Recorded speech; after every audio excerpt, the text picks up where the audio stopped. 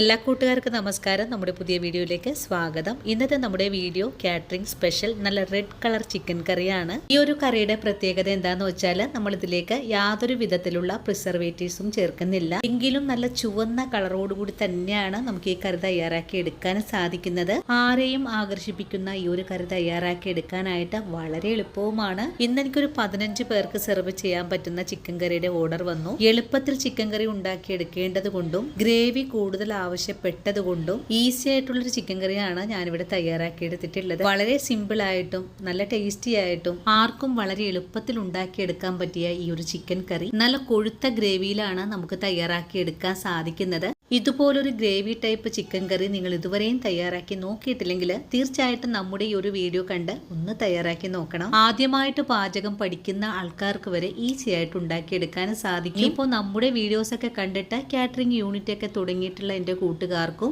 ഇതുപോലൊരു ചിക്കൻ കറി ഉണ്ടാക്കാൻ നിങ്ങൾ പഠിക്കുവാണെങ്കിൽ വീണ്ടും വീണ്ടും ആളുകൾ ചോദിച്ചു വരുന്നതുമാണ്.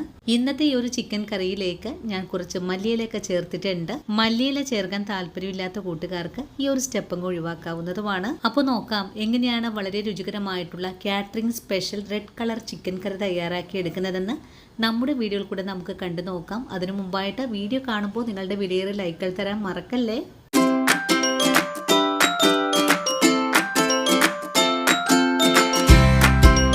ഇനി നമുക്ക് ചിക്കൻ കറിയുടെ പാചകം തുടങ്ങാം. ഇതിനായിട്ട് ഞാനിവിടെ 4 കിലോ ചിക്കനാണ് കഴുകി വൃത്തിയാക്കി ഇതിന്റെ വെള്ളമെല്ലാം കളഞ്ഞു വെച്ചിരിക്കുന്നത്. ഇനി നമുക്കിതിലേക്ക് ഒരു മാരിനേഷൻ ഉണ്ട്. ഇന്നത്തെ നമ്മുടെ ഈ ഒരു ചിക്കൻ കറിയിൽ ഫ്രൈ ചെയ്തതിന് ശേഷമാണ് കറി തയ്യാറാക്കി എടുക്കാൻ പോകുന്നത്.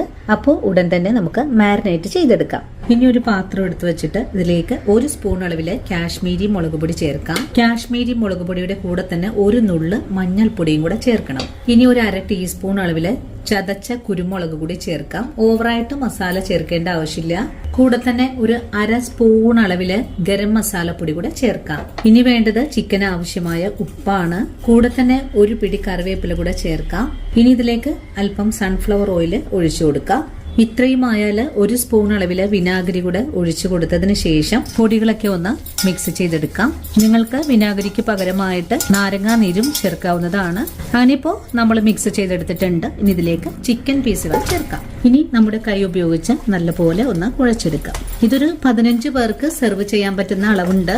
ഒരു ഓർഡറൊക്കെ ചെയ്യുമ്പോൾ കറി കുറച്ച് കൂടുതൽ അളവിലാണ് തയ്യാറാക്കി എടുക്കേണ്ടത്. മസാലകളെല്ലാം നല്ല പോലെ ഒന്ന് പിടിപ്പിച്ചെടുക്കണം. അതുവരെയാണ് കുഴച്ചെടുക്കേണ്ടത്. നമ്മളിന്ന് തയ്യാറാക്കി എടുക്കുന്ന ചിക്കൻ കറി റെഡ് കളർ ചിക്കൻ കറിയാണ് കേട്ടോ. അങ്ങനെ നമ്മുടെ ചിക്കന്റെ മാരിനേഷനൊക്കെ കഴിഞ്ഞിട്ടുണ്ട്. ഇനി ഒരു 20 മിനിറ്റ് നേരത്തേക്ക് നമുക്കൊന്ന് റെസ്റ്റ് ചെയ്യാനായിട്ട് വെച്ചു കൊടുക്കാം. 20 മിനിറ്റ് റെസ്റ്റ് ചെയ്യുന്ന സമയം കൊണ്ട് ഇതിലേക്ക് ആവശ്യമായ മറ്റുള്ള ചേരുവകൾ കൂടെ എടുത്ത് വെക്കാം. ഇനി നമുക്ക് ആവശ്യമായിട്ടുള്ളത് സവാളയാണ്. ഞാനിവിടെ ഒരു 10 സവാളയാണ് 4 കിലോ ചിക്കൻ എടുത്തിട്ടുള്ളത്. 6 വെളുത്തുള്ളി, ഇതുപോലുള്ള 6 വെളുത്തുള്ളിയും കൂടെ എടുത്തു വെച്ചിട്ടുണ്ട്. 1 കിലോ ചിക്കൻ കണക്കായിട്ടുള്ള സവാള എന്ന് പറഞ്ഞാൽ 3 എണ്ണമാണ്. അതുപോലെ ചെറിയ സവാള ആയത് 2 എണ്ണം വെച്ചാണ് കേട്ടോ കൂട്ടിയിട്ടുള്ളത്. വലിപ്പമുള്ളതും 1 എണ്ണം വീതമാണ് കൂട്ടിയിട്ടുള്ളത്. ഇനി നമുക്ക് സവാളയൊക്കെ ഒന്ന് കട്ട് ചെയ്തെടുത്തിട്ട് വരാം. ഒരു 10 മിനിറ്റ് നേരം റെസ്റ്റ് ചെയ്യാൻ വെച്ച ചിക്കൻ നമുക്കിനി ഫ്രൈ ചെയ്തെടുക്കാം. അതിനായിട്ട് ചൂടായ പാനിലേക്ക് വറുത്തെടുക്കാൻ ആവശ്യമായ സൺഫ്ലവർ ഓയിൽ ഒഴിച്ചു കൊടുക്കാം.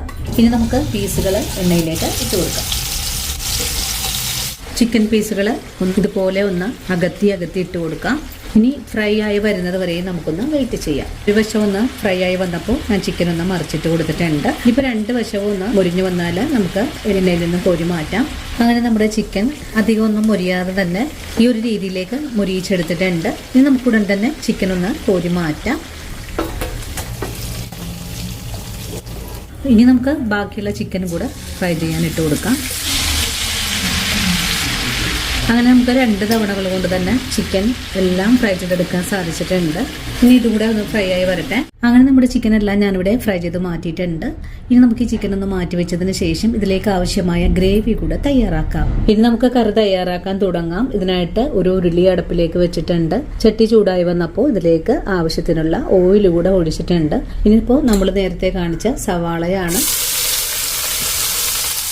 ഇനി നമുക്ക് ഈ സവാള നല്ലതുപോലെ ഒന്ന് മുരിച്ചെടുക്കാം. സവാള വഴറ്റിയെടുക്കുന്ന സമയത്ത് എണ്ണ പോരായ്മ ഉണ്ടെങ്കിൽ നമ്മൾ നേരത്തെ ചിക്കൻ ഫ്രൈ ചെയ്തെടുത്ത കുറച്ച് ഓയിൽ ഒഴിച്ചു കൊടുക്കാം. വീണ്ടും നല്ലോണം ഒന്ന് വഴറ്റിയെടുക്കാം. സവാള പെട്ടെന്ന് വഴണ്ട് കിട്ടാനായിട്ട് കുറച്ച് ഉപ്പും കൂടി ചേർത്ത് കൊടുക്കണം. ഉപ്പ് ചേർക്കുവാണ്. വീണ്ടും നല്ലോണം ഇളക്കിയെടുക്കാം. സവാള വാടി വരുന്ന സമയം കൊണ്ട് നമുക്കൊരു 7 തക്കാളി ഒന്ന് കട്ട് ചെയ്ത് വെക്കണം. സവാള ഇപ്പോൾ ചെറുതായിട്ടൊക്കെ ഒന്ന് വഴണ്ട് വന്നിട്ടുണ്ട്. ഇതുപോലൊരു പരുവമായാൽ പിന്നെ നമ്മൾ നേരത്തെ കാണിച്ച ഇഞ്ചിയും വെളുത്തുള്ളിയും ചതച്ചത് കൂടി ഇതിലേക്ക് ചേർക്കാം. നല്ലോണം വഴറ്റിയെടുക്കാം. നമ്മുടെ വഴറ്റുന്ന സവാള നല്ല സോഫ്റ്റ് ആയിട്ടൊക്കെ വാടി വന്നിട്ടുണ്ട്. ഇതുപോലെയാണ് ആയി വന്നിട്ടുള്ളത്. ഇതുപോലൊരു പരുവമായാൽ പിന്നെ നമുക്കിതിലേക്ക് ഒരു 10 പച്ചമുളക് ചേർത്ത് കൊടുക്കാം. പച്ചമുളക് കൂടി ചേർത്തിട്ട് വീണ്ടും നല്ലോണം ഒന്ന് വഴറ്റിയെടുക്കണം. അങ്ങനെ വഴറ്റുന്ന സവാള നല്ല സോഫ്റ്റ് ആയിട്ടൊക്കെ ഇപ്പോൾ വാടി വന്നിട്ടുണ്ട്. ഇതുപോലൊരു പരുവമായാൽ പിന്നെ നമുക്കിതിലേക്ക് ആവശ്യത്തിനുള്ള പൊടികൾ ചേർക്കാം. 4 ടേബിൾ സ്പൂൺ അളവില് കാശ്മീരി മുളക് പൊടി, 4 സ്പൂൺ അളവില് ചിക്കൻ മസാലപ്പൊടി, 1 സ്പൂൺ അളവില് ഗരം മസാലപ്പൊടി, 1/2 സ്പൂൺ അളവില് പെരിഞ്ജീരകപ്പൊടി, 1/2 സ്പൂൺ തന്നെ കുരുമുളക് പൊടിയും കൂടെ എടുത്തിട്ടുണ്ട്. നമ്മൾ കൂടുതലായിട്ടൊന്നും എടുത്തിട്ടുള്ളത് കാശ്മീരി മുളക് പൊടിയാണ്. അതുകൊണ്ട് കറിക്ക് അധികമൊന്നും എരിവുണ്ടാവില്ല.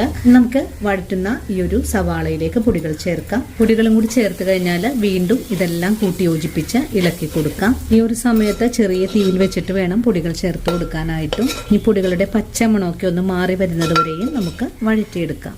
പൊടികളൊക്കെ ഇപ്പോൾ നല്ല പോലെ തന്നെ മൂത്ത് വന്നിട്ടുണ്ട്. ഇനി നമുക്കിതിലേക്ക് കുറച്ച് വെള്ളം ഒഴിച്ചു കൊടുക്കാം. നമ്മൾ ചിക്കൻ ഫ്രൈ ചെയ്തെടുത്ത അതേ പാനിലാണ് വെള്ളം കുറച്ച് ചൂടാക്കി വെച്ചിട്ടുള്ളത്. ആ ഒരു വെള്ളമാണ് കറിയിലേക്ക് ചേർത്ത് കൊടുക്കാനും പോകുന്നത്. കുറച്ചളവിൽ വെള്ളം ഒഴിച്ചു കൊടുക്കാം. വെള്ളം കൂടി ചേർത്തിട്ട് ഒന്നുകൂടെ ഇളക്കി കൊടുക്കാം. മസാലകൾ ഒന്നും കൂടെ വഴറ്റിയതിന് ശേഷം നമ്മൾ കട്ട് ചെയ്ത് വെച്ചിരിക്കുന്ന തക്കാളിയാണ് ഈ ഒരു സമയത്ത് ഇതിലേക്ക് ചേർത്ത് കൊടുക്കേണ്ടത്. ഇപ്പോൾ നമ്മുടെ ഗ്രേവി ഇതുപോലൊരു കളറിലാണ് ആയി വന്നിട്ടുള്ളത്. തക്കാളി ചേർക്കാം. ഇനി ഒന്ന് മൂടി കൂടെ വെച്ച് കൊടുക്കാം. തക്കാളിയൊക്കെ ഒന്ന് വെന്ത് വരട്ടെ. തക്കാളി ചേർത്ത് ഒരു 2 മിനിറ്റ് നേരം മൂടി വെച്ചിട്ടുണ്ടായിരുന്നു. ഇനി നമുക്ക് ഈ മൂടി തുറന്ന് നോക്കാം. ഇപ്പോൾ നമ്മുടെ ചിക്കൻ്റെ ഗ്രേവിയിൽ ധാരാളം വെള്ളമെല്ലാം വന്നിട്ടുണ്ട്. ഇനി നമുക്കിതൊന്ന് നല്ലപോലെ ഒന്ന് ഇളക്കി യോജിപ്പിച്ച് കൊടുക്കാം. ഈ ഒരു രീതിയിൽ തക്കാളി ഇതുപോലെ അനക്കാതെ ഒന്ന് മൂടി വെച്ച് കഴിഞ്ഞാൽ തക്കാളി പെട്ടെന്ന് തന്നെ നമുക്ക് ഉടഞ്ഞു കിട്ടുന്നതാണ്. ഇപ്പോൾ നമ്മുടെ ചിക്കൻ്റെ ഗ്രേവി നല്ല റെഡ് കളറിലേക്കാണ് ആയി വന്നിട്ടുള്ളത്. ഈ സമയത്ത് നമുക്കിതിലേക്ക് 1/2 കപ്പ് വെള്ളം കൂടെ ഒഴിച്ചു കൊടുക്കണം. ഫ്രൈ ചെയ്ത അതേ പാത്രത്തിൽ തന്നെ ബാക്കിയുള്ള വെള്ളം കൂടെ ഒഴിച്ചു കൊടുക്കുകയാണ്. ഇനി നല്ല പോലെ ഒന്ന് ഇളക്കി യോജിപ്പിച്ച് കൊടുക്കാം. അതിനുശേഷം ഗ്രേവി നല്ലോണം ഒന്ന് തിളച്ച് വരാനായിട്ട് നമുക്കൊന്നും കൂടെ മൂടി വെച്ച് കൊടുക്കാം. ഈ സമയത്ത് ഗ്രേവിക്ക് ഉപ്പ് പോരായ്മ ഉണ്ടെങ്കിൽ കുറച്ചും കൂടെ ഉപ്പ് ചേർക്കണം. ചിക്കൻ ഫ്രൈ ചെയ്തെടുത്തപ്പോൾ അതിലേക്ക് ഉപ്പ് ചേർത്തിട്ടുണ്ട്. അതുകൊണ്ട് നോക്കിയതിന് ശേഷം മാത്രം ഉപ്പ് ചേർത്താൽ മതിയാകും. ഇനി മൂടി വെച്ച് കൊടുക്കാം. മൂടി വെച്ച ഗ്രേവിയിലേക്ക് കുറച്ച് കറിവേപ്പിലയും കൂടെ ചേർത്ത് കൊടുക്കണം.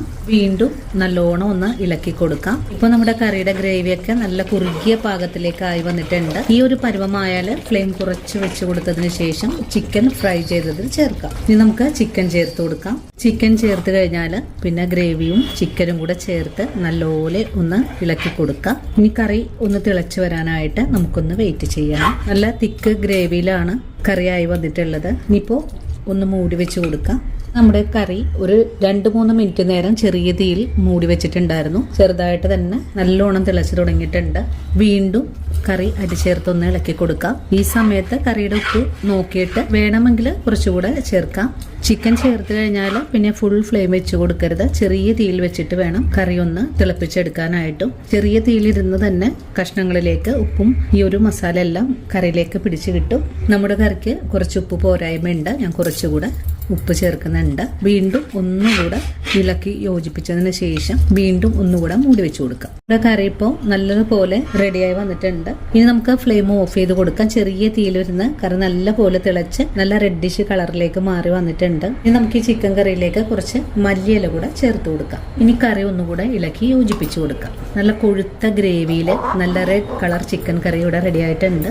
ഇതുപോലൊരു ചിക്കൻ കറി നിങ്ങളെല്ലാവരും തയ്യാറാക്കി നോക്കണം. തയ്യാറാക്കി നോക്കുമ്പോൾ ഈ കറിയുടെ സ്വാദ് നിങ്ങൾക്ക് ഇഷ്ടപ്പെടുവാണെങ്കിൽ തീർച്ചയായിട്ടും നമ്മുടെ പേജ് ഒന്ന് ഫോളോ ചെയ്യാൻ മറക്കരുത്.